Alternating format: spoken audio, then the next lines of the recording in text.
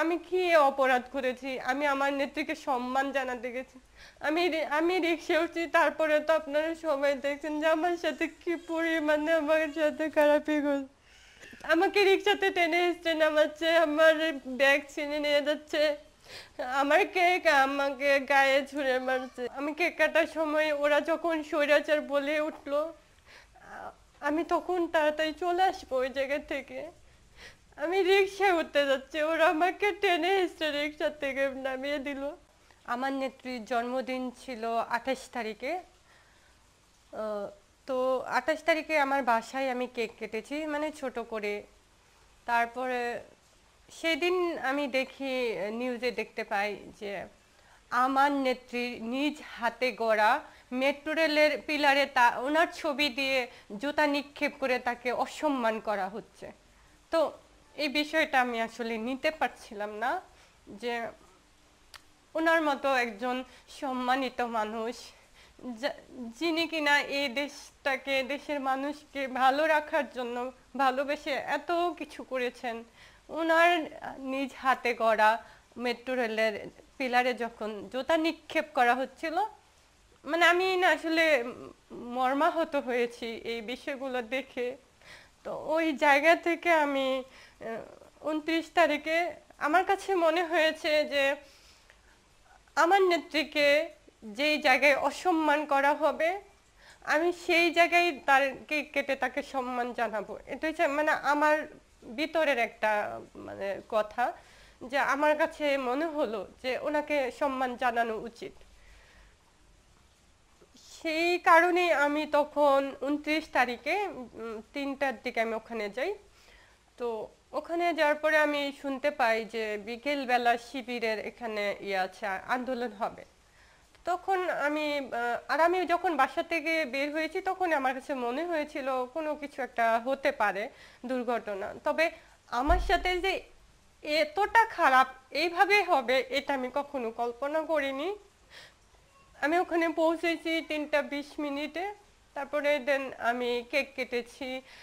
এখানে অনেক সাংবাদিক ভাইরা ছিলেন। তো ওনারা আমার নেত্রীর ছবি দেখে বা নেত্রীর জন্য আমি কেক নিয়ে গিয়েছি, এটা দেখে খুবই মানে কিছু মানুষ খুব আনন্দিত হয়েছে। আবার কেউ কেউ বলছে যে আপনি কেন এখানে আসছেন, এখানে কেন কেক কাটবেন? তো আমার কথা হয়েছে, আমি বলছিলাম যে ভাই আগে কেকটা কাটি, তারপরে আপনাদের সাথে কথা বলি। মানে ওখানে আমি কেকটা আমি কেটেছি। আমি বলেছি শুভ শুভ শুভ দিন আমার নেত্রী শেখ হাসিনার জন্মদিন। আমি এটা বলতেই ওখান থেকে একজন কথা আমি শুনতে পাই, কণ্ঠস্বর থেকে আসছে যে স্বৈরাচারীর জন্মদিন। সেটা আমি আপনাদেরকে, আমি এখানে আছে, আমি প্রুফটা দেখাবো। তখন কিন্তু কোনো ছোট বাচ্চারা ছিল না, মানে টোকাই যারা, তারা কিন্তু আশেপাশে ছিল না, একটা ভিডিওতে আছে। আমি কেক কাটা শেষ, আমি কথা বলেছি, ওনাদের সাথে কথা বলেছি যে আমি নেত্রীকে অনেক ভালোবাসি, ওনাকে আমার মায়ের জায়গায় রেখেছি। আমার সেই জায়গা থেকে আমি কেক কাটতে গেছি ওখানে, সম্মানের জায়গা থেকে। তো আমার কেক কাটা শেষ, দুজন এসে বলছে আপু আমি তো আপনার কথা শুনতে পাইনি। তো আমি বললাম না, আমি তো বলেছি, আমার কথা হচ্ছে আমি এখান থেকে যত সম্ভব তাড়াতাড়ি চলে আসবো। এর মধ্যে একজন এসে আমাকে বলছে আপনি কি এখান থেকে সুস্থভাবে যেতে পারবেন? তো আমি বললাম কেন যেতে পারবো না, হ্যাঁ আমি যেতে পারবো। তারপরে বলল যে এত এত বছর কি আপনি অন্ধ ছিলেন? তা আমি জানি উনি আমার সাথে ঝগড়া করার চেষ্টা করছে, তা আমি তো তার সাথে ঝগড়া করবো না, আমি বার্গেন করবো না।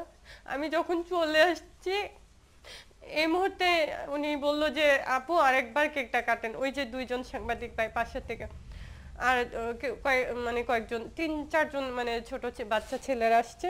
তা আমি আমি তো ভাবছি যে হ্যাঁ ছোটদেরকে নিয়ে কেকটা কাটি, ঠিক আছে। তো আমি বললাম তোমরা বলবা আমার সাথে। তো আমি যখন বলতেছি শুভ শুভ শুভ দিন আমার নেত্রীর জন্মদিন, তখনই ওরা বলে ওঠে যে শুভ শুভ শুভ দিন স্বৈরাচারীর জন্মদিন। তো আমি তখন রাগ দেখালাম ওদেরকে।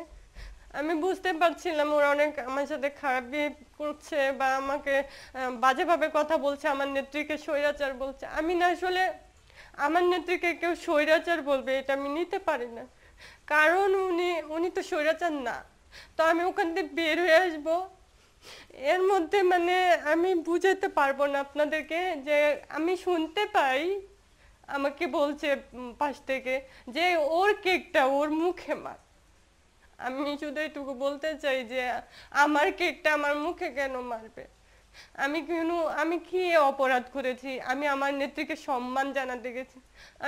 আমি রিক্সা উঠছি, তারপরে তো আপনারা সবাই দেখছেন যে আমার সাথে কি পরিমাণে আমার সাথে খারাপই করছে।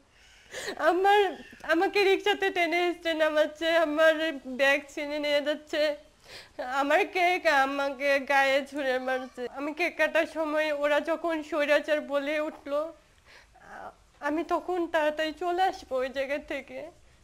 আমি রিক্সায় উঠতে যাচ্ছি, ওরা আমাকে টেনে হেঁচড়ে রিক্সা থেকে নামিয়ে দিল।